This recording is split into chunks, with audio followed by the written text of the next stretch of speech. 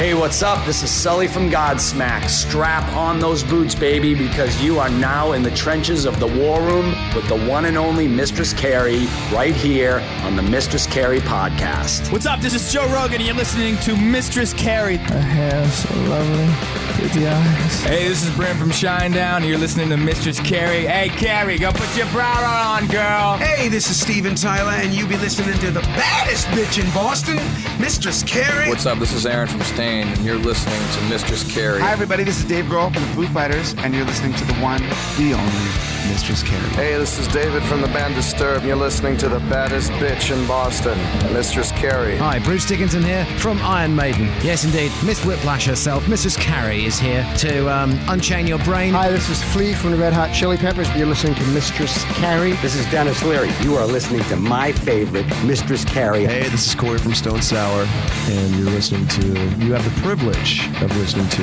Mistress Carrie. Oh, God. Oh, yeah. Hey, it's Mistress Carrie, reporting for duty from MCHQ for episode 249 of the Mistress Carrie podcast. And just a reminder, the Mistress Carrie Grunge Brunch hits City Winery in Boston coming up on March 22nd. Doors open at 11 a.m. The music from the Stone Temple Posers starts at noon. The band will be performing the Unplugged set from Stone Temple Pilots. Get the link to get tickets and more details on the concert calendar at mistresscarrie.com. My guest this week is Lajon Witherspoon, the lead vocalist from Sevendust, who are out on the road celebrating the 25th anniversary of the debut album from Disturbed, The Sickness. The Sickness 25th anniversary tour also features 3 Days Grace and sold out the TD Garden in Boston on Friday, March 14th. So, of course, I had to talk to Lajon about touring with his friends, but we also talked about his upcoming solo album and the new Sevendust music. I've known Lajon longer than I care to admit, so getting him on the show, well, it was just a matter of time. So, allow me to introduce you to Lajon Witherspoon from Sevendust. Mr. Lajon Witherspoon, oh, I'm so happy to see you. I am happy to see you. You look wonderful. You look like you're in a very cool area, a space that you have, and you can reach your zone. Hopefully one of these days you invite me inside. This is MCHQ. This is my new radio studio. Yeah, right. That's what I'm saying. I want to come there. You are welcome in MCHQ anytime you want. Right on, my sister. I love it. I think you're going to be a little busy, though, the next time you're in town, selling out the TD Garden with 3 Days Grace and Disturbed and all. Can you believe that? It's what an amazing tour to be a part of, and for our brothers to come back to get us, Dave and all the guys in Disturbed. And then the new thing that's going on with 3 Days Grace, I can't wait to witness that. It's amazing what they're doing with that music, and then Sevendust to be on the bill, and it just kind of goes back full circle from us, from 25 years ago, and then the first time meeting Disturbed when they were not even a signed band, but they were ready to get signed, and having conversation and being brothers from then on. I tell a quick story. I remember the time that we happened to be in L.A., and I don't know where we were at, me and Dave or somewhere at a concert or something, doing something, and he had the album Believe, and he's like, let's go back to the hotel and listen to it on CD because no one had heard it yet, and, just been tight just from day one. So I look forward to this first show tomorrow night here in Boise. It's going to be good. The first show on the tour that sold out was Boston. That's real. Oh, wow. I found out, man. So listen to this. Oh, my buddy, Barbecue Gary, the Barbecue Man, is a buddy of mine. He's a famous chef. He did a TV show and everything. And he's out there in the Boston area. And he's like, oh, man, I'll come out to the show and I'll cook for you guys and everything. I'm like, yeah, where are we playing at? He's like, you don't know where you're playing at in Boston? I'm like, no. And he's like, the Boston Garden? I was like, oh, whoa, that's crazy. I said, I can't wait to do that. And about 2 hours later, he texted back and said, well, looks like I won't be going. It's sold out. That's great. But I'm going to try to hook him up. So don't worry, Gary. You were talking about how long you've been friends with all of the bands and just how much you've been through together. I'm having that sentimental thing too, watching you guys that I remember as these new upcoming bands. The idea of selling out the Boston Garden and me being able to be in the crowd watching you guys on that iconic stage under all those championship banners, it's going to be hard for me to not get a little weepy. I got to be honest. Yeah. You know what? When Kev said that I was doing the Zoom with you, I don't like to do Zooms very much because I think that I don't look cool. So it kind of gives me anxiety.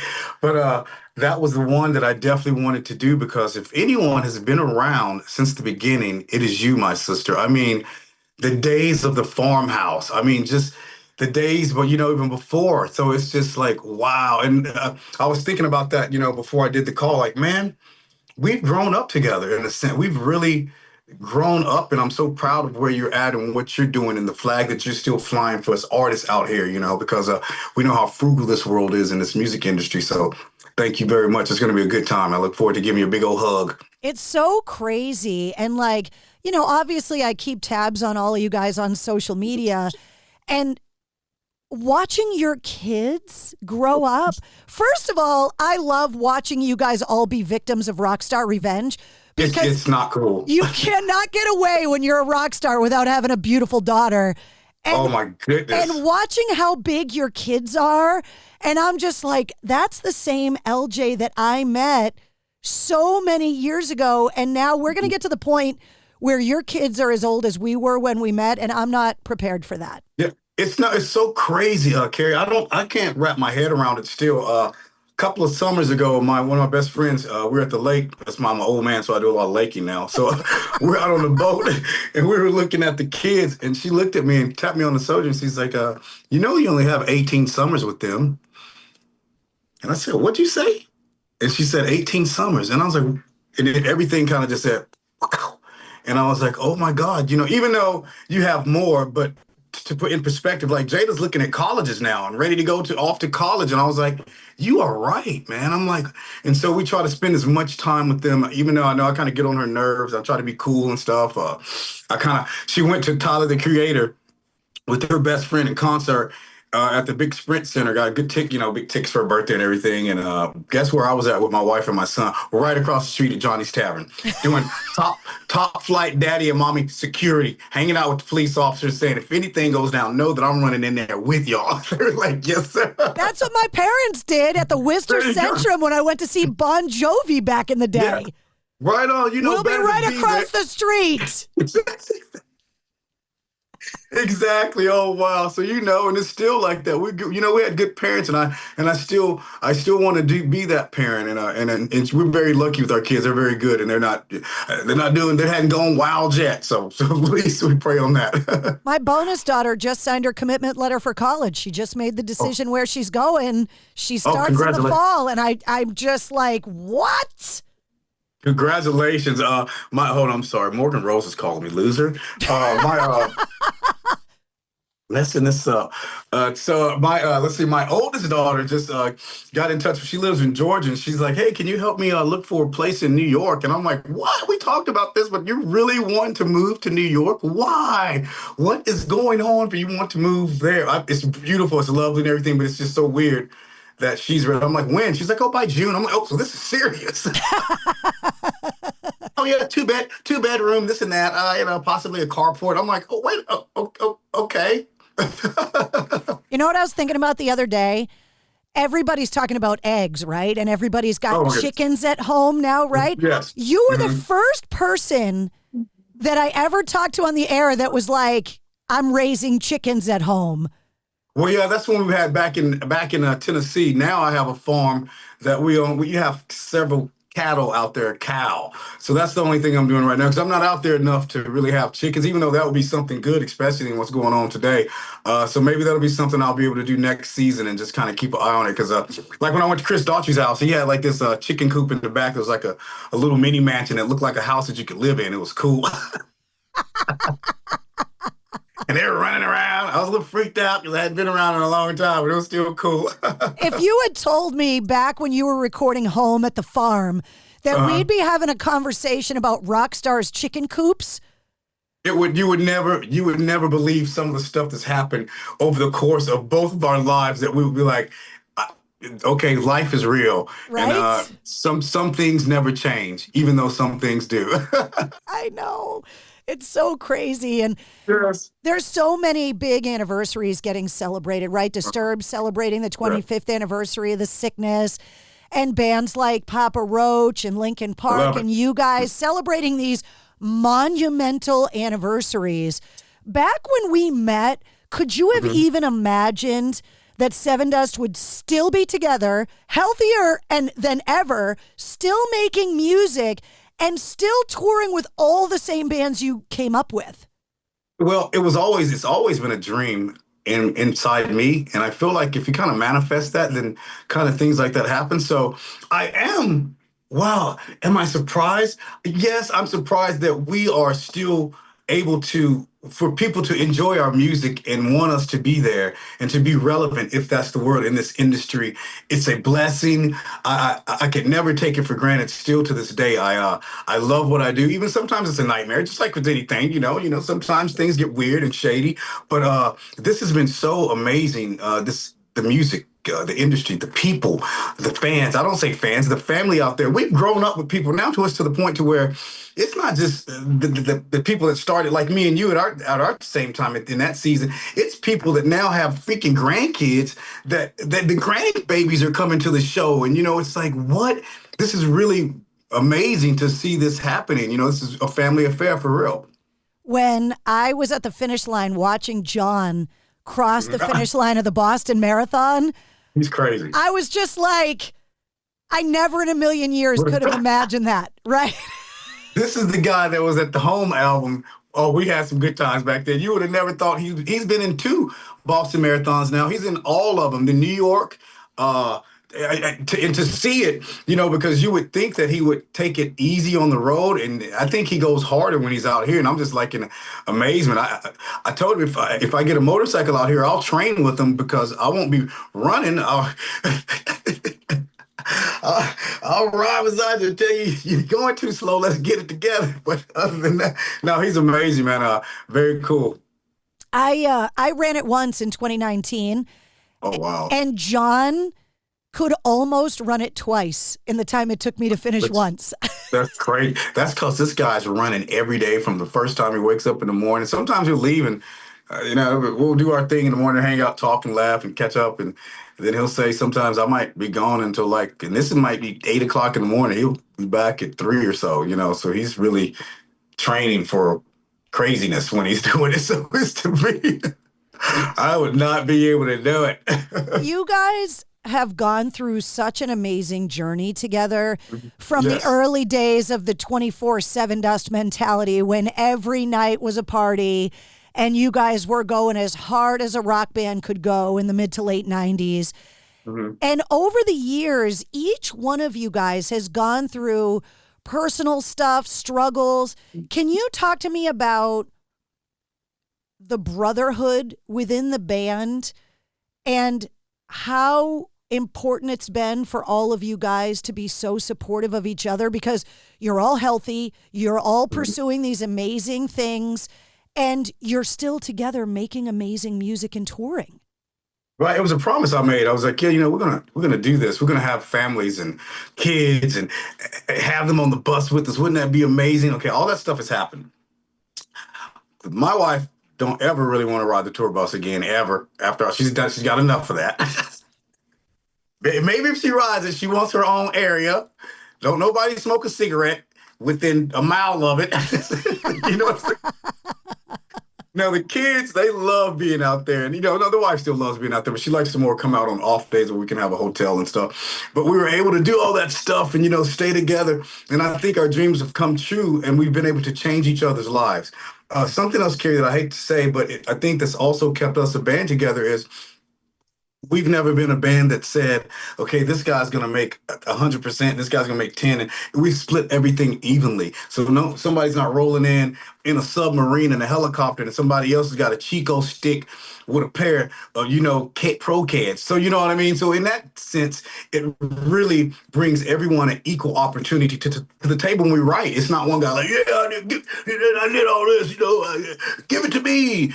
Without me, you wouldn't, so it's never been that mentality, and that's really saved us. And on top of it, we love each other. We, it's funny. We still hang out, like Morgan bothering me. I could call him right after. I'm like, what?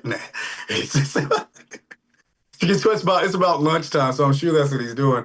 But yeah, we still love each other. You know, we might say, we were brothers. We get mad at each other. Oh man, he believe he did that or said that, or yeah. But it's never anything to where it's like, oh God, I hate him, or it's never been anything like that. We love each other and very proud of each other's successes and the things that we do aside Sevendust, and to talk about our kids growing up and who's doing this and oh my gosh, she's dating and who do we have to beat up and where do we need to go stand and intimidate, what I'm saying?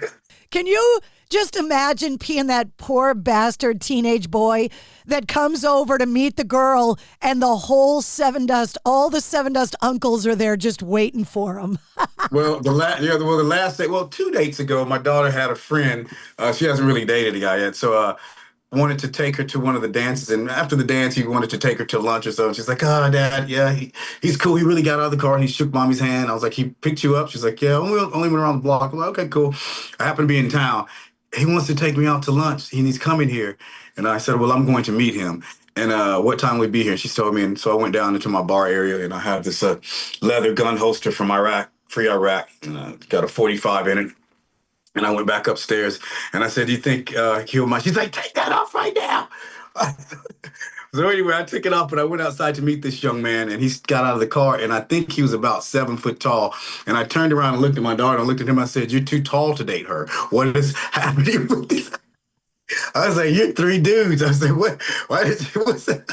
No, when he turned out, he said, "Yes, sir," and "No, sir." And he's a good kid, a baseball player, and that's just one of her friends. So she's doing good. I just never thought, Carrie, I can only imagine how your father was with you too. And it's just the craziest thing when you let them go. I just recently stopped following her to school and to work in her car. Even though she's like, "Dad, you can see me on Life 360. I'm like, "Yeah, and I can see you because I'm right behind you too. So this is good." But can you imagine being a parent? Like you talk about when I was growing up. Can you imagine being a parent? You had no cell phone, no way to track them. You didn't know where they were. You had to trust them. Yeah. Or bust them. Like, yeah.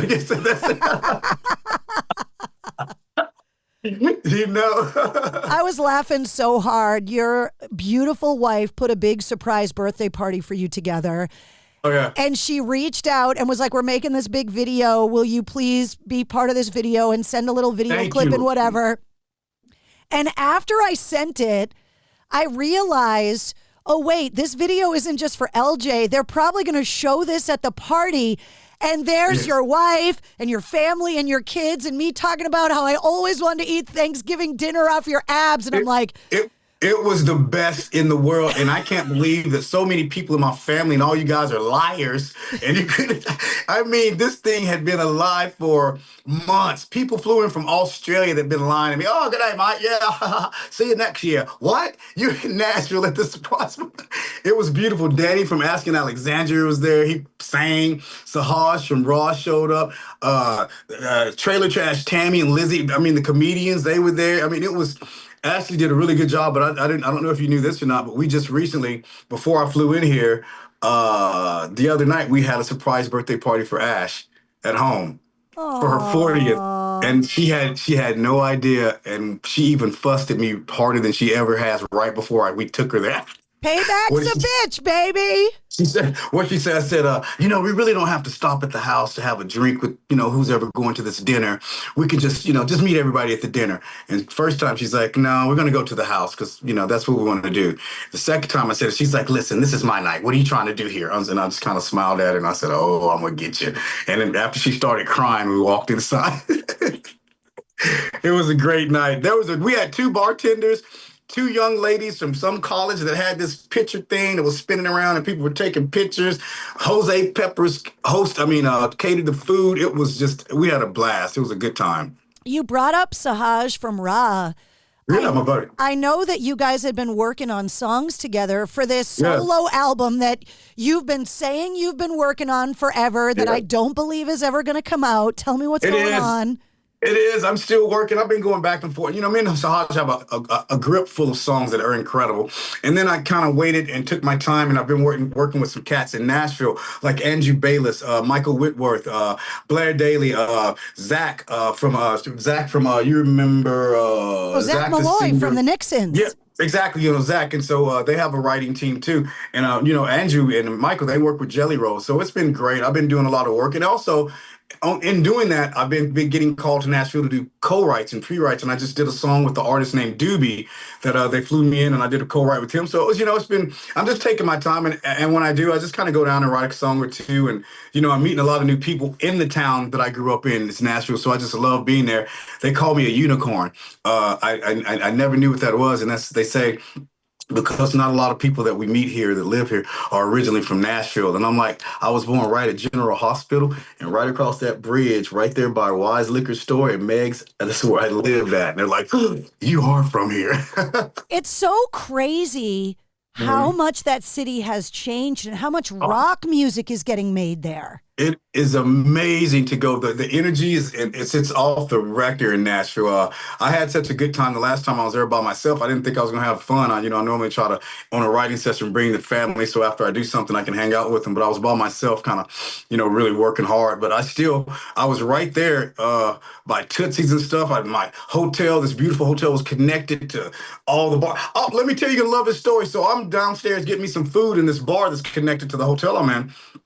And all of a sudden, and so it's funny, I had on this 1972 light blue fisherman suit that I love. Anyway, I'm crazy. Of course you did. Yeah, I'm vintage still. And guess who walks in and says, "What are you doing here?" Freaking Chris Jericho walks in. He's in Nashville. Oh my God. And so the few people that were in this small bar started recognizing, and it was just a really a fun night. And like you said, Nashville's bringing the rock, and I never would have thought in my hometown, just being there writing with Doobie by myself in a bar, that Chris Jericho would walk in and we'd be laughing and just dancing. I always ask the artists when they come on the show, if I were to come to your hometown, where would you take me? And I literally just talked to Matty from Memphis Mayfire because he's in Nashville, and he talked all about the hot chicken places. So as a local, where should I go the next time I'm in Nashville? Because I get there every now and again. Man, anywhere on Broadway. It's okay. So it's a old bar there, and I can't think of the old country star that's name, maybe Dusty or something. But they have the best bologna sandwich, and they're like famous for the bologna sandwich, the fried bologna sandwich. It's good. You know what? You're gonna see so many things in Nashville. It's crazy. They got that new Taco Bell there, that cantina that you go in there, you get tore up off some margaritas and everything. I mean, it's a band will be playing right there in the Taco Bell music. You know how Nashville is. It's just a good energy, and I've met so many artists, like even say like through places like playing Sturgis, or maybe inspiring someone and them asking me for a compliment, or maybe an opinion of like, maybe should I go to Nashville? I remember what's his name, Blind Willie. I met him at Sturgis, and I don't know, he asked me at Sturgis because I told him he knew I was from Nashville, and he said, you think I should go to Nashville? And sure enough, 2 years later, we were going down for Chris Daughtry's surprise birthday party. And this young lady ran up to me, and it was his wife. And she's like, Blind Willie is over here playing. He can't believe he's the reason he moved to Nashville. And oh my God, me and him were crying on the street in Nashville. And he's like, hey man, you've changed my life. And I'm actually getting ready to play at this bar tonight. We got to go see him. And it was just, things like that movie. It's just like, wow, music is magic. And what we do, I feel like we're kind of like doctors, and we're able to give people medicine every now and then. You're talking about writing with different artists, and it comes up a lot in the last couple years on the show. For decades, hip hop would feature other artists on songs, but rock didn't do a lot of that. And now in the last couple years, it really seems like there are so many more features of different kinds of art. You bring up Jelly Roll collabing with Falling in Reverse. Like, you're just seeing all of these different features. I think they're not. I think these artists now, they're not afraid as that they were before. Afraid to step outside the box because you're gonna have somebody say, "Oh, I don't like it." Guess what? We're too old for that at this point. I feel like music is music. We don't have to be the heaviest band every day of our lives, man. It's hard to do that at this point when you got a daughter and you got these babies all running around you. You want to be nice every once in a while. So it's really cool to collaborate. I love seeing that, man. It's an amazing thing, the crossover the country and just everything that is happening in the music industry. I don't think it should be pigeonholed to one thing. I don't mind it if you come to a Sevendust show and some guys get ready to tap dance before we go on stage, and that's our first gig. I'm a believer in giving everyone an opportunity, and man, it's been a blessing to for artists to open up and not be afraid. Just all the different acts you're seeing now. And another thing to see what it's going to be my first time, and I think first time for everyone to see what 3 Days Grace is doing with both of the singers being in that thing. I didn't realize it was both of them until one day I had time to sit in the car while picking up my son. And I was like, that's both of them singing. I just say it's amazing. I mean, talk about an olive branch.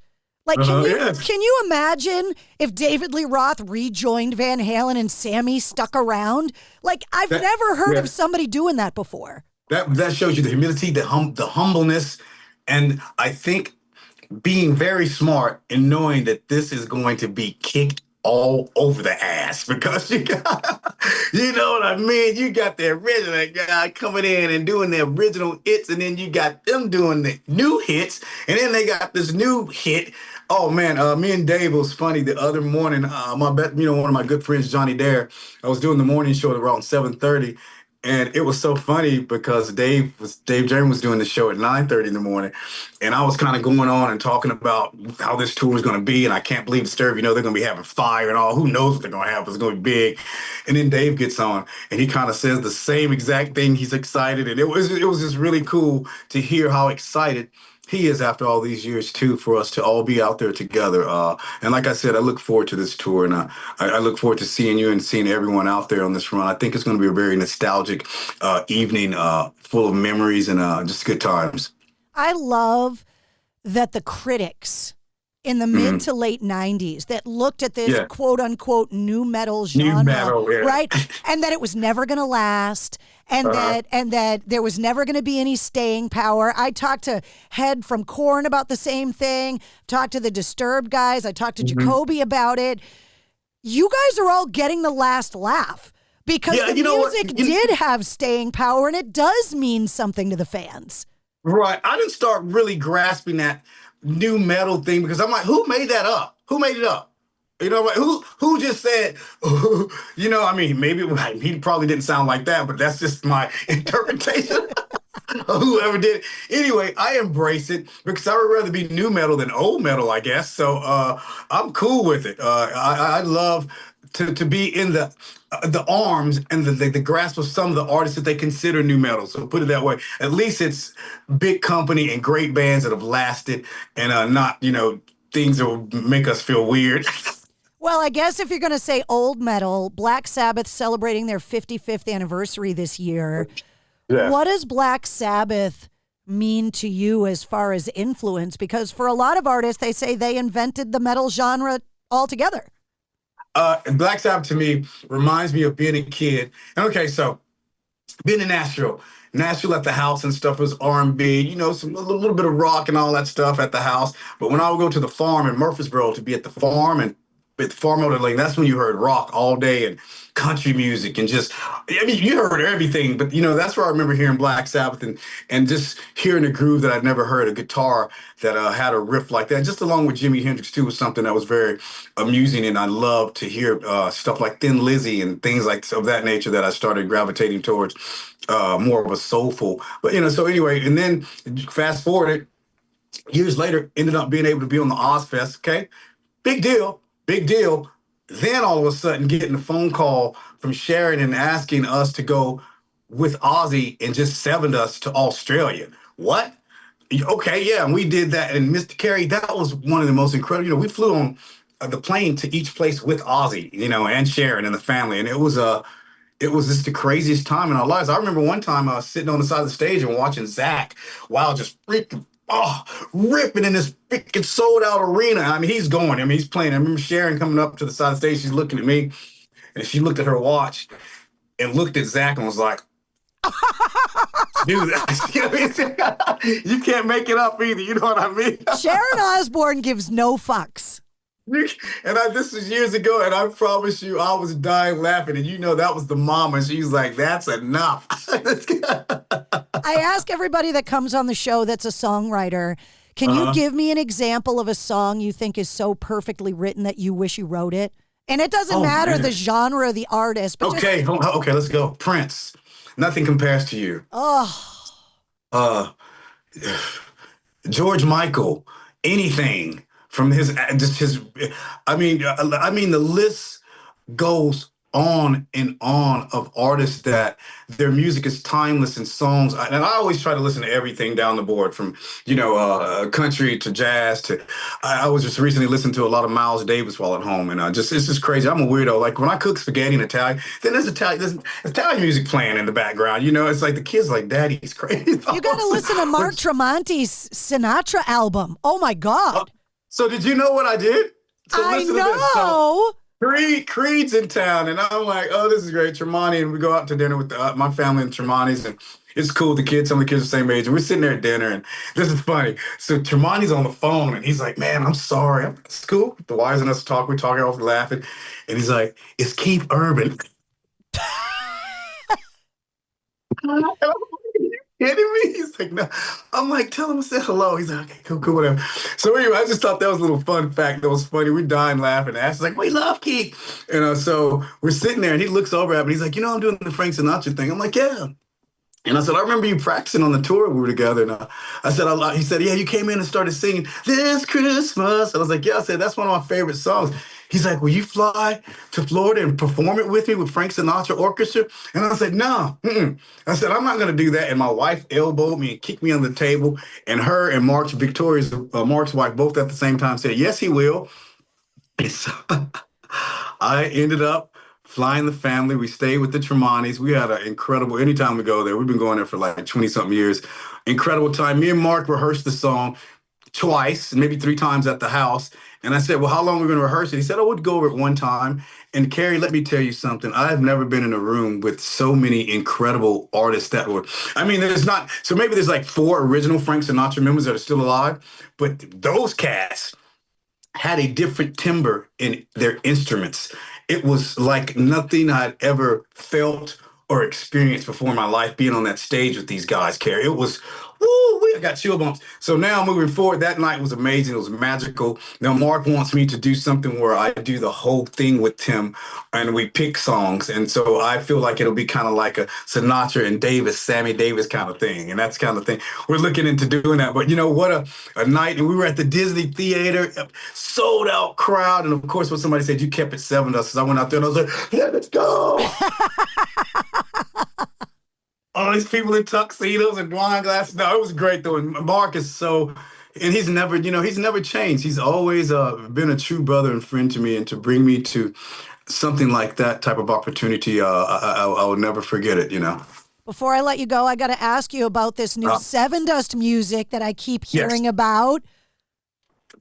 Well, we are, so there's a Dropbox with songs and stuff in it, and we're going through stuff and kind of weeding through it, and we're trying to figure out when we're going to take the time. Well, no, there's actually dates marked in, now that I think about it, for writing dates, and we're going to go to my farmhouse where me and Ashley saw our family's farmhouse out in Baldwin area, which is 300 acres out there, and that's where we did some of the last album. And we just get out there, and it's crazy because people are wondering, well, not people because it's all her family, but if we go into the town, they're just like, what's going on? They're like, wait a minute here. Wait, I went to school with your wife in 7th grade, god dang it. You don't think we know who you are. But yeah, we're gonna start doing that, and everyone's said, I feel like most of our writing, the best writing is when we're back in a room together with our instruments and looking at each other and feeling like those young men that started. And that's when the real magic comes out, when you get a look from somebody and you're like, that wasn't cool. You're like, was it? No, not really. You got to go back in. And so that's when it's fun, and we laugh at each other, and we feed off each other's energy. And it's a cool writing experience each time we do a Sevendust album. So I look forward to the time that we get here soon after this tour. And then probably after the Creed cruise, I think we'll start really hammering when we get focused in a room together, probably. Well, those 5 young men are coming to Boston because they helped to sell out the Boston Garden. And I cannot wait. It's crazy. I cannot wait to get there. And we love Boston. And so always have been a special place in my heart. Anytime I'm there, I try to go somewhere, some local bar, because the vibe is always cool. The people are always friendly, and I always have something good to eat. So I love you guys, and thank you for being family since day one, Carrie. And I love you so much, and I look forward to seeing you. I can't wait to see you guys. Your family too, honey. So March 14th at the Garden, I will see you. Tell the guys I said hi. I will. I'm getting ready to call Morgan and cuss his ass out. Tell him I said hi. I will. I love you. Bye, baby. You're the best. I love it. Bye. Bye-bye, sister. There he is, Lajon Witherspoon from Sevendust. Catch him on the Sickness 25th Anniversary Tour with 3 Days Grace opening up for Disturbed. And keep listening for updates on his upcoming solo album and, of course, that upcoming new Sevendust record. Check out this episode's corresponding playlist in the show notes of this episode. I make a playlist for every full-length episode of the Mistress Carrie podcast that features all of my guest music and all of the songs and artists that we referenced in the interview. You're also going to find the link for details on the TD Garden show, all of Lajon's links, all the Sevendust links, and all the Mistress Carrie links. If you liked what you heard, don't forget to like, follow, comment, and subscribe to the Mistress Carrie podcast. New full-length episodes come out every Wednesday, plus every weekday you get the Sit Rep. The Situation Report gives you all your rock news, music headlines, and entertainment updates in about 5 minutes. And you never know when we're going to release a bonus episode. Join me live every Tuesday night at 8:30 Eastern for my weekly streaming video show, Cocktails in the War Room. And of course, you'll always find me on the radio. Get the links and details to all of that and more at mistresscarrie.com. The Mistress Carrie podcast, a proud member of the Pantheon Podcast Network.